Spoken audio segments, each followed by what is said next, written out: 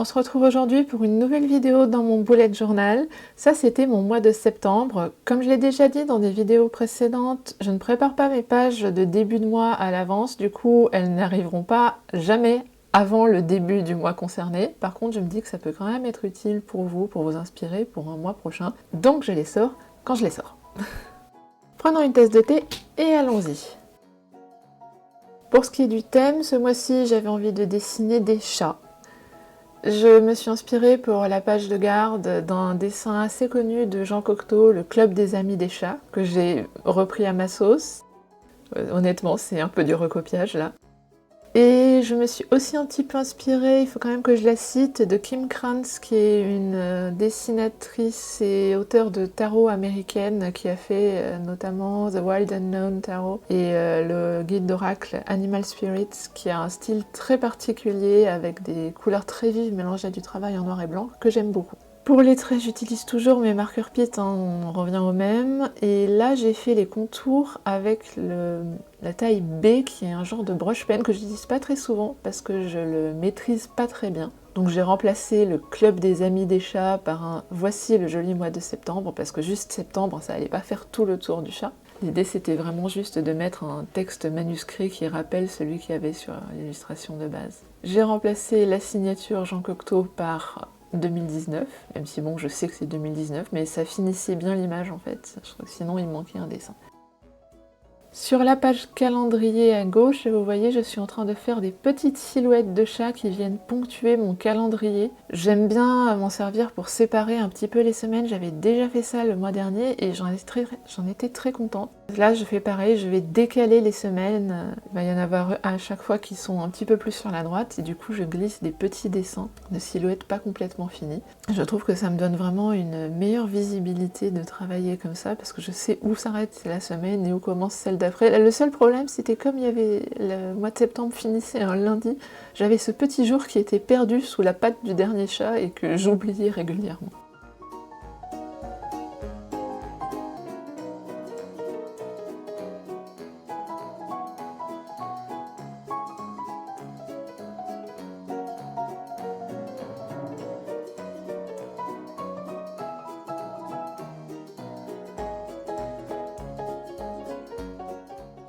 Je trouvais que la page était un petit peu vide, donc du coup j'ai fait un petit peu des hachures sur la partie de droite.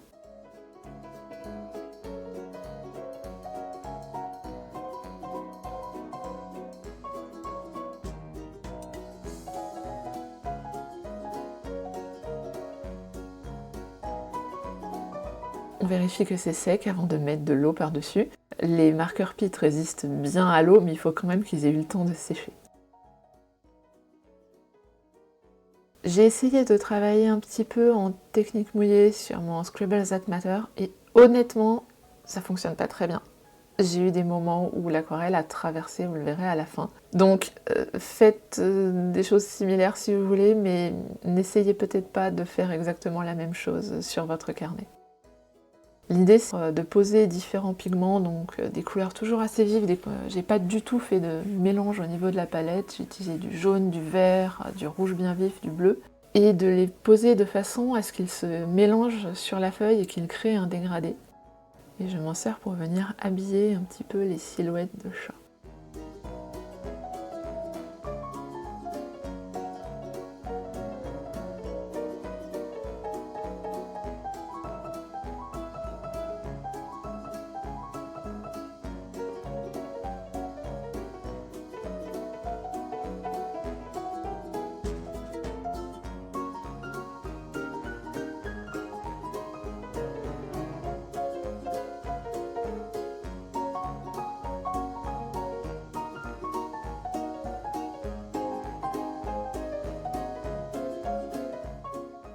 Il y a quelques endroits où il y avait des petites gouttes qui étaient tombées, je ne sais pas si vous voyez, il y a une petite tache, donc j'ai déguisé ça en rajoutant un petit peu d'aquarelle dessus, très légèrement de façon à ce que ça ne me gêne pas pour l'écriture, mais comme ça on a l'impression que c'est fait exprès.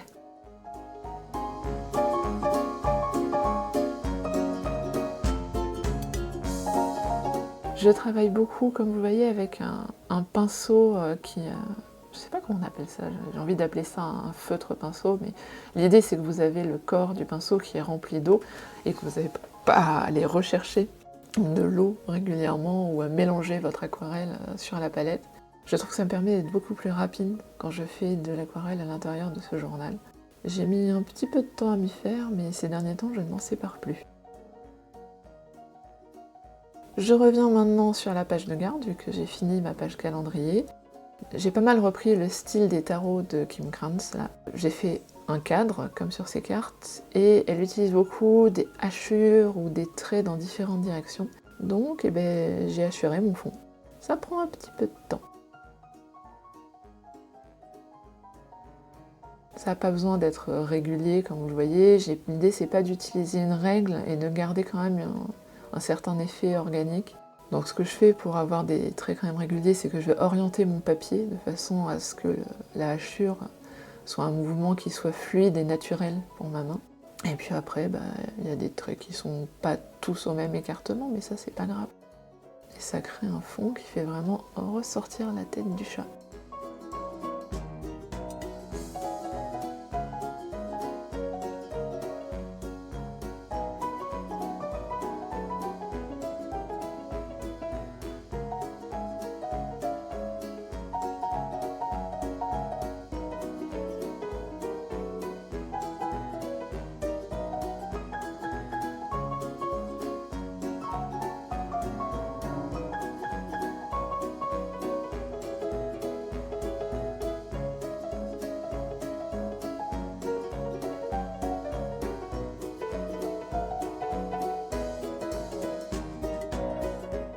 Pour finir, je vais faire comme j'ai fait à gauche, je vais venir rajouter des couleurs à l'aquarelle.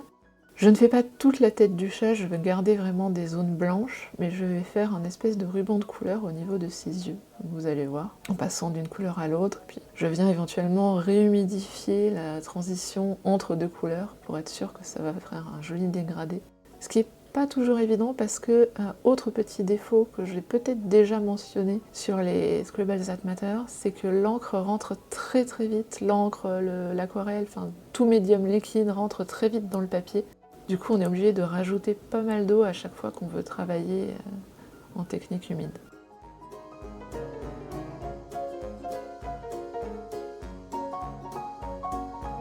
Et comme vous voyez, en fait, il y a un dégradé continu qui va d'une teinte à l'autre et qui part du vert pour re-arriver jusqu'au vert et au jaune à l'autre bout.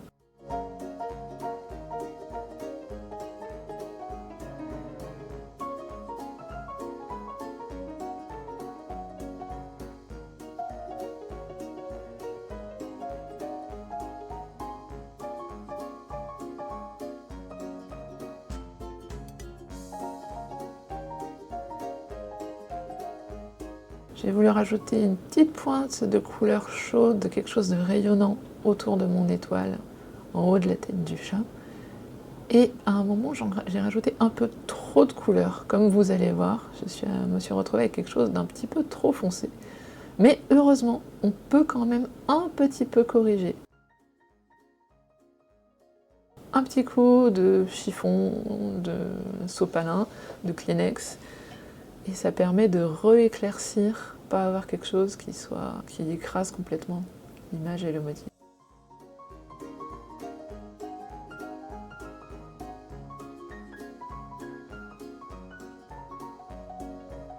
Il manquait un petit peu de couleur sur le bout du nez pour équilibrer. Bon, là j'ai pas énormément d'espace, donc le dégradé est quand même assez limité.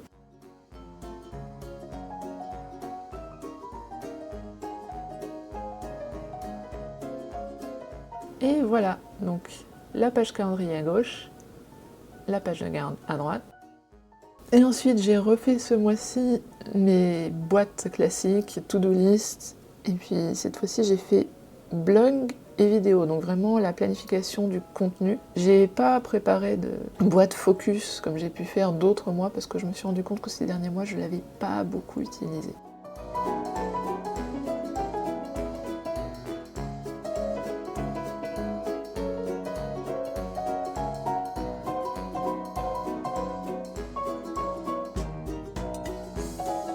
Là, je me suis un petit peu amusée sur les formes des cadres. sais pas si vous distinguez déjà, mais en fait, leur ai fait une tête de chat avec le même visage que l'illustration à la page d'avant. Donc, ça fait des espèces de gros chats carrés.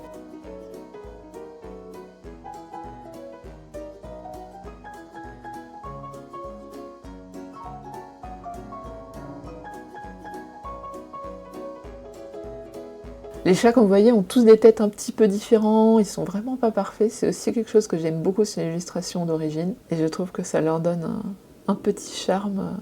Ils ont chacun leur petite individualité. Celui de la vidéo, il est plus patapouf. Le blog, il a un visage plus fin. Et pour finir, j'ai un espace en bas à gauche sur la page sur laquelle je ne vais rien mettre. Et j'ai juste rajouté un gros miaou. Comme d'habitude, la calligraphie, moi, c'est pas trop ça, du coup, je fais du faux calligraphie. Même si j'avais un brush pen, mais j'ai pas réussi à faire des vrais pleins et des déliés. Et dans le petit espace en haut à droite, c'est là que je suis venue mettre mon calendrier, que j'ai fait à la main parce que j'avais pas envie de faire le tampon cette fois-là. Et du coup, d'ailleurs, je crois que j'ai gribouillé un truc et que je me suis plantée à un endroit.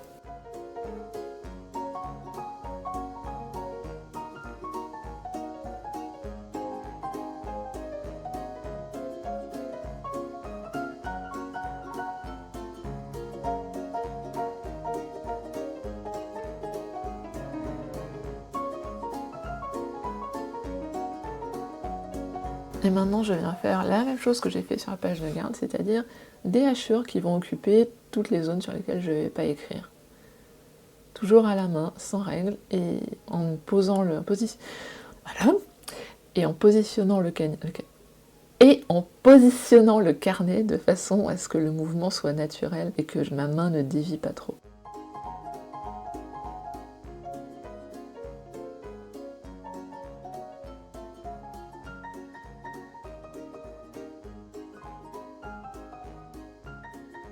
Éventuellement, je retourne complètement mon carnet pour avoir accès facilement à ce petit bord pénible à faire. Et bien sûr, je vais mettre aussi un petit peu d'aquarelle pour mettre de la couleur. Toujours sur la même façon, mais cette fois-ci, je vais colorier intégralement l'intérieur de ces boîtes.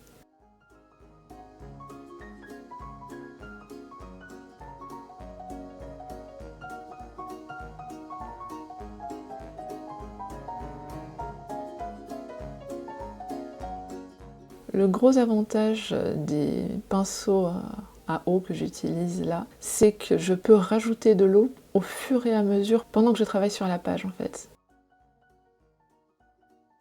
Petit à petit, le pigment va se diluer un petit peu de lui-même et je vais de plus en plus rajouter de l'eau et du coup je peux facilement réhumidifier mon dessin. Bon, comme vous voyez par contre, j'obtiens pas du tout quelque chose avec un résultat régulier. On voit vraiment les traces de pinceau encore, ce qui n'est pas quelque chose qui me gêne, mais il faut juste savoir que c'est une limitation du papier des Scribble That Matter. Ça rentre tellement vite dans la page qu'il y a forcément des traces qui se font.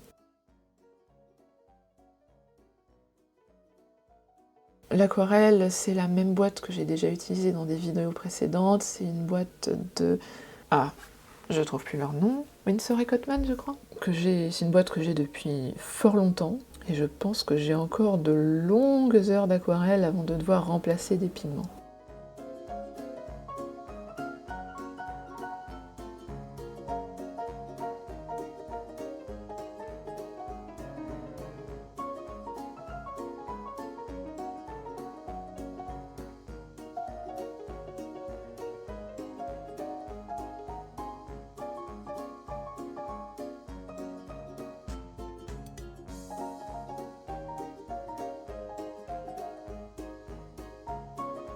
J'avais mis un petit peu trop de pigment sur celui du bas, donc pareil, je corrige. Et à droite, j'avais fait une petite goutte que j'ai essayé de corriger un petit peu. Souvent avec l'aquarelle, si on remouille et qu'on passe un matériau sec, on peut enlever la couleur, mais là, il est quand même resté une petite trace.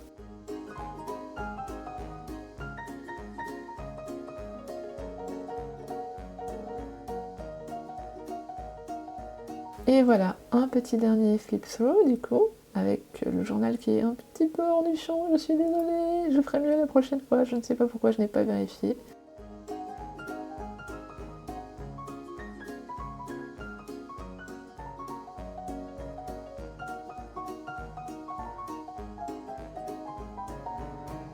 Et je vais vous montrer comme ça, un petit peu traversé. On le voit à droite notamment. C'est comme ça, on fait avec. On se retrouve bientôt dans une nouvelle vidéo, sans doute plutôt de la couture. J'essaye d'alterner au niveau de ma chaîne. Mais si vous avez des envies particulières, n'hésitez pas à me laisser en commentaire. Vous pouvez me suivre sur les réseaux sociaux, vous abonner, mettre un pouce bleu parce que ça m'aide pour la visibilité. Et puis à bientôt!